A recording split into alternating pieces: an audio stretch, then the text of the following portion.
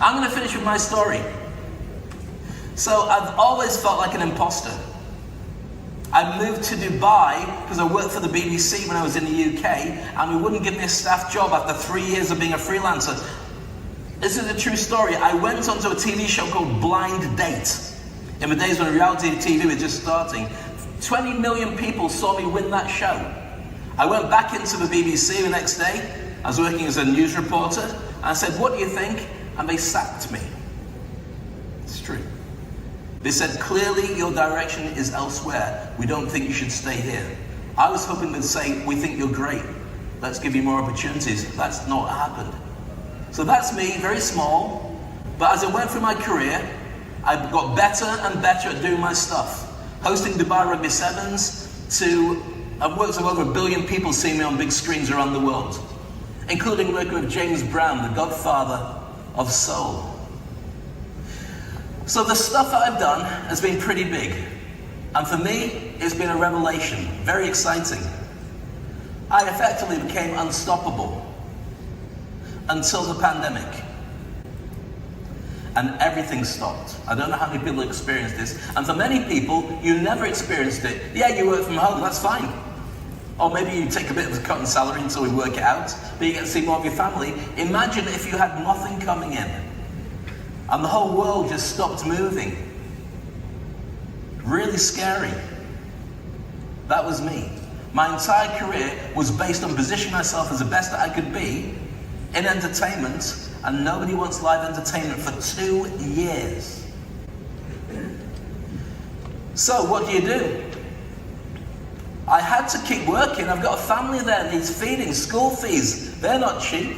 Rent, cars, dogs to look after, and your mental well-being is part of that challenge as well. So after 2 years of making it work, eventually an event came up.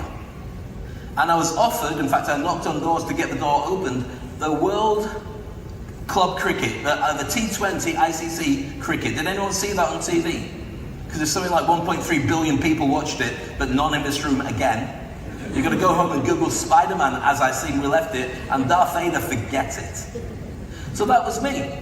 The challenge was being able to go on stage and learn to do cricket. Cricket's not my sport. Doesn't matter, I've done rugby and football, but I had to be there to do it.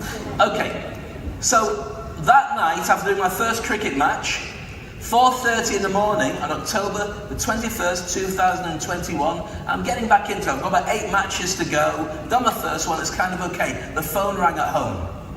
My wife said, "That's a home phone." I thought, nobody rings that. So I picked it up. Hello, 4:30.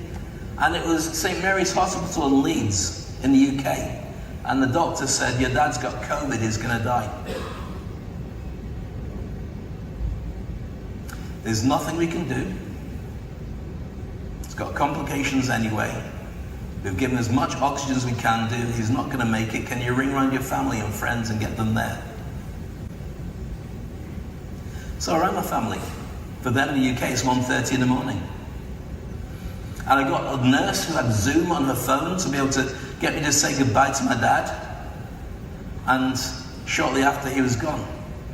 So I had to get back into the saddle. I had a gig to do because I wanted to show the world I'm still doing gigs. My wife said, "Take 2 days off."